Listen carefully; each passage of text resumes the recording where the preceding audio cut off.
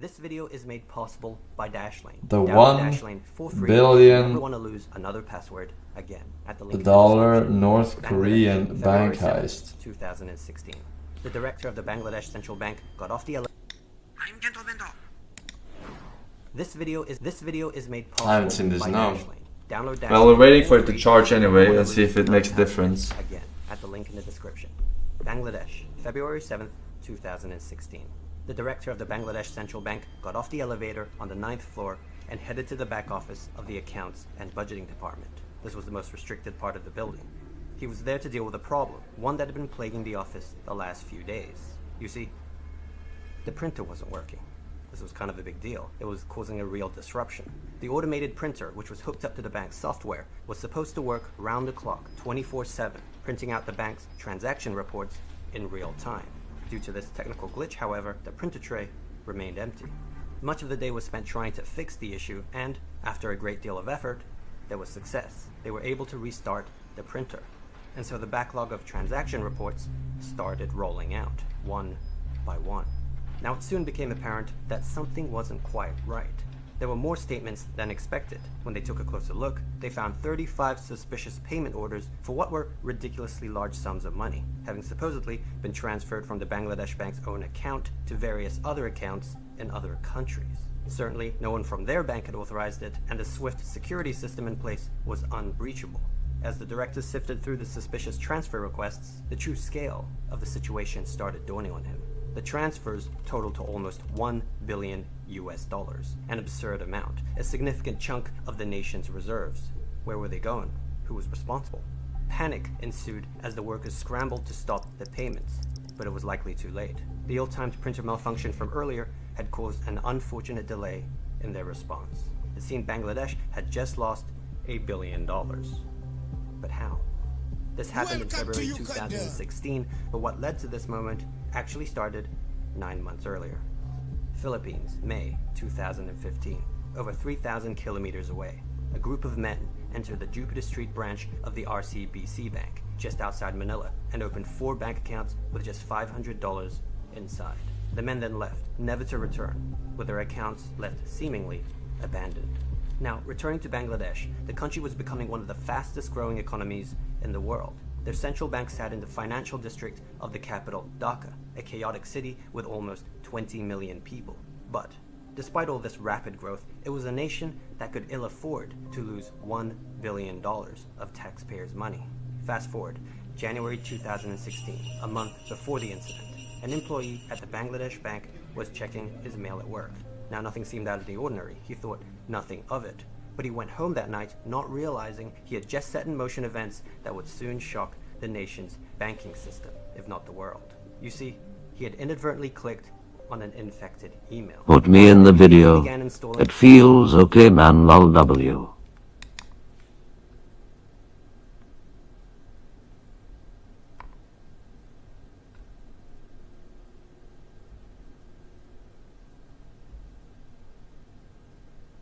Welcome to Uganda.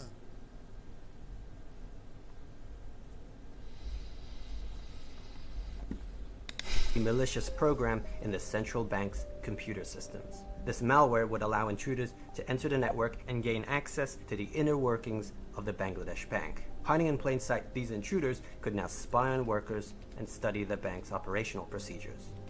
And that's what they did. It was now just a matter of time. A month later, on a Thursday, as the bank was shutting down for the weekend, which in Muslim-majority countries like Bangladesh tends to be on a Friday. How does that work? Infected letter. Don't you have to download something at least for they to get that kind of access? Like, you open a mail in your fucking Gmail, you know, like, they have protections. Like, what kind of little mail service does not have a fucking... You click the link, a link in the mail. So he opened the mail and he clicked a link. Ah, okay. Friday and Saturday instead of a Saturday and Sunday, the intruders once again entered the system. But it was for the last time, because this was what it was all leading to. Now, they were in the system, but manipulating international money transfers was a whole nother thing. SWIFT, you may have heard, is a global payment network enabling financial transactions to be sent in a secure and reliable way, using military-grade security designed to be unbreachable. Just to be clear, SWIFT does not facilitate the transfer of actual funds, but rather it sends trusted payment orders between accounts, which the banks then act on. This is the standard in international banking, and this is partly why bank hackers usually focus on stealing the login credentials of individual bank account holders, rather than focusing on the banks themselves. But it wasn't the case here, not for this group. Their target was the institution. Using the bank's legitimate SWIFT credentials that they collected from the malware, they were able to take control of the SWIFT terminals, as if they were legitimate bank employees. Yes, SWIFT itself is safe and secure, but the banks using them first needed to be responsible for their individual cybersecurity on their end. If their security happened to be lacking, as in the case with many developing nations, SWIFT could actually be used against them. And that's what was happening here. 35 phony transfer requests totaling $951 million was by now being sent via SWIFT to the Federal Reserve Bank of New York. Okay, but why New York? Well, because the Bangladesh bank owns an account there with billions of dollars on deposit, meant for international settlements. The details of the requests sent from Bangladesh were to transfer the funds from New York to various accounts set up across Asia. I'll get to that part soon. Now, with that, they were done. In and out. Do you have to download the anthrax in the mail bomb to be infected? No, I don't think so.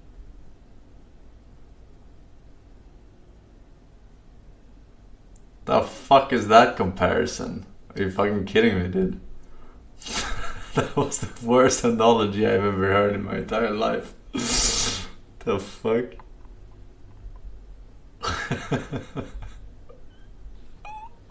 Friday, New York City, one of the world's biggest financial centers. The Federal Reserve Bank of New York was busy processing Bangladesh's payment orders, or supposed payment orders. The Fed, renowned for its security, initially had no cause to stop the transfers, because SWIFT instructions are legitimate, they're trusted. So, oblivious to the deception, they began processing the requests. Sunday morning, the Bangladesh bank employees, back from their weekend, were now trying to fix their darn printer problem.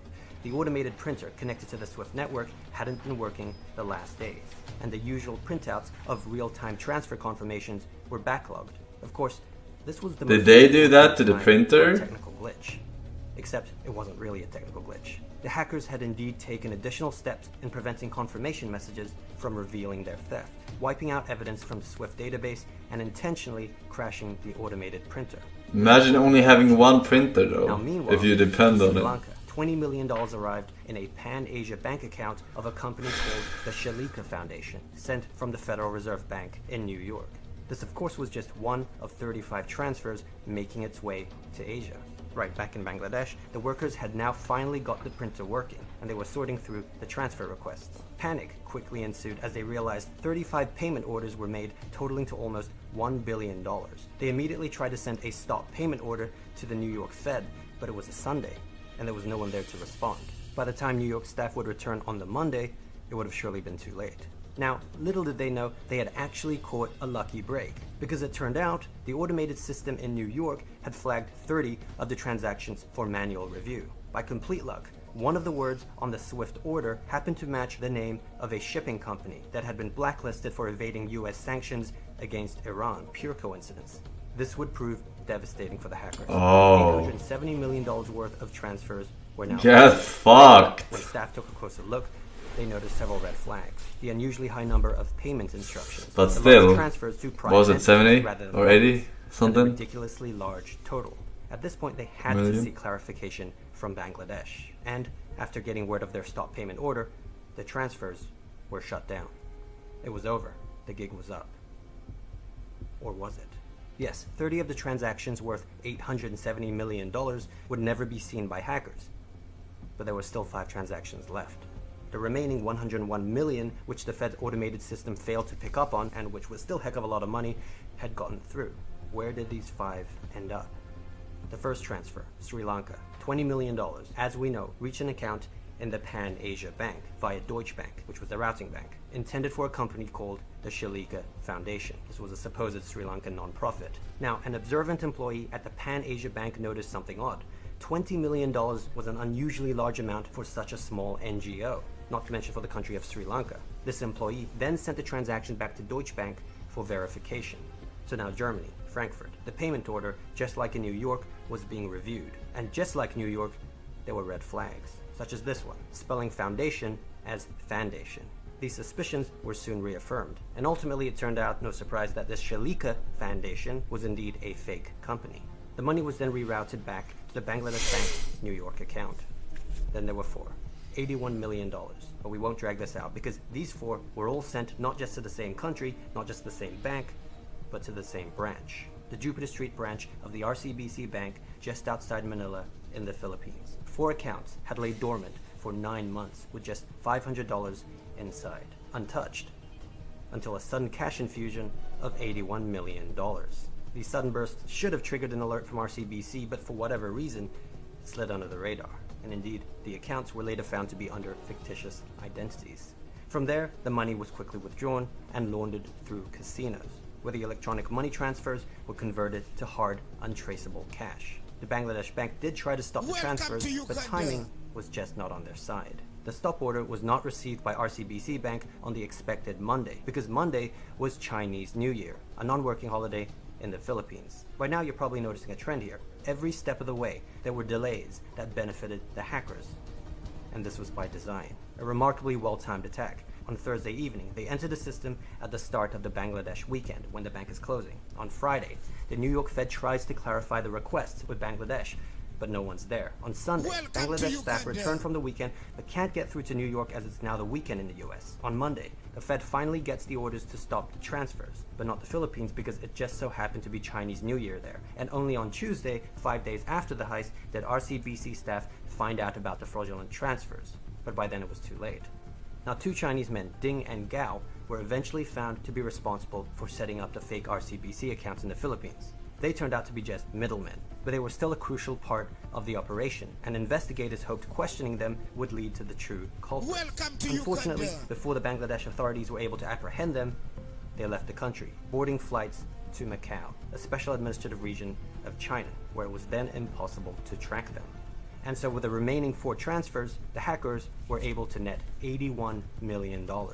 Not quite the original sum, but still enough by some metrics to be considered the single biggest bank heist in history.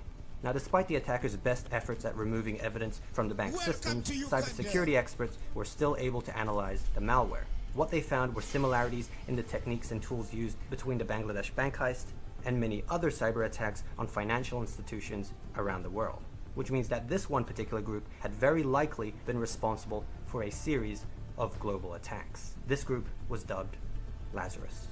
But there was more. As experts dug deeper, combing through the server logs of recent attacks, they found something even more unexpected. An IP address connecting Lazarus to a particular nation state. For a brief moment, they had failed to cover their tracks, and the logs had indicated that the attack servers they used had been accessed at least once from a North Korean IP address.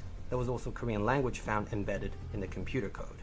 Now, it is important to note that it is possible that North Korea was framed, with the attackers leaving behind purportedly solid evidence in order to mislead investigators. But because what are people gonna do against North Korea? They don't give a fuck. Certain that North Korea was behind the attacks. And it wasn't just attacks on financial institutions. They were also revealed to be responsible for many cyber terrorism and cyber espionage campaigns against the South Korean government and various South Korean infrastructures. Then there's the Sony Pictures hack of 2014, one of the biggest corporate breaches in history. Lazarus had taken great exception to the plot of the film The Interview, where the North Korean leader Kim Jong-un was targeted for assassination by the CIA. Cinemas across the US were threatened with terrorist attacks if the film wasn't pulled. North Korea of course denied any responsibility, but it seemed fairly obvious that this group was actively targeting known enemies of the state. Now, as for Lazarus's banking exploits, like the Bangladesh incident, the attackers they had to ensure the money would then get to the intended location. And the way they did that was to have the stolen funds move through places like Macau, which in particular is known to be North Korea's financial point of contact with the outside world. We know, thanks to the 2 Chinese middlemen, that that's exactly where the Bangladesh funds ended up. And from there, it wouldn't have been hard for the money to be wired directly to Pyongyang. Proceeds would then have likely gone towards advancing their nuclear program, funding the lifestyles of the elite, and propping up their economy. All this quite possibly representing a significant percentage of the country's current GDP. If this is all accurate, and North Korea is indeed behind these attacks, the international implications would be profound, especially with the recent developments, as this would be the first known case of a nation-state robbing banks. From there, perhaps anything is possible. They could hack political campaigns, weapons systems, civilian bank accounts, or even YouTube accounts who have made content they may find unfavorable. Oh crap. Actually, that's okay, because I have Dashlane. Dashlane makes keeping track of all your passwords ridiculously easy. Not only is it going to prevent ridiculously easy, that's likely to happen, but until they hack Dashlane. One super secure place and autofill Matnik, Nilebait, HD, IMBSD, Rara, Sputin, Virus Sent, Abonnent, and Express. You can just click one button on the Dashlane app and it does it for you. Dashlane also has a password generator, so you don't have to spend time thinking up super strong passwords like this one. By going to dashlane.com/KentoBento, you can get started for free. And if you want some extra special features like syncing your passwords and login details between all your devices like iOS.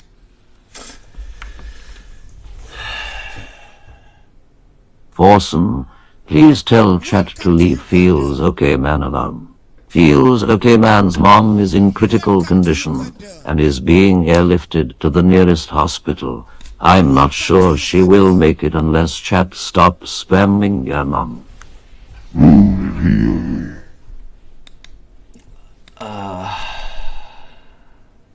Yeah, I don't even know who that is. I'm gonna go out on a limb and say that it's some sort of God of War YouTuber who clips reactions, considering it's mostly spam during my intros.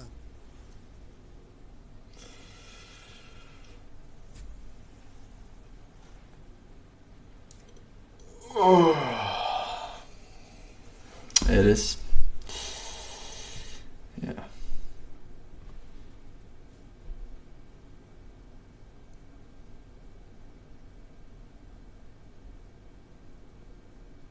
Well, fuck. I wish I could have called the girl and have her bring one, but we can't. More Grim, Darewolf, Alberto Rodri, 2 years, thank you. 24 years, Forsen Hap. 24! Evaz, 1 year. Why the fuck am I subscribed to this loser? Because I do a great service for your mother, and she's ultimately the one paying anyway, right? So shut your filthy mouth when you're talking to the back-to-back backpacks and aquatic surrogates. 15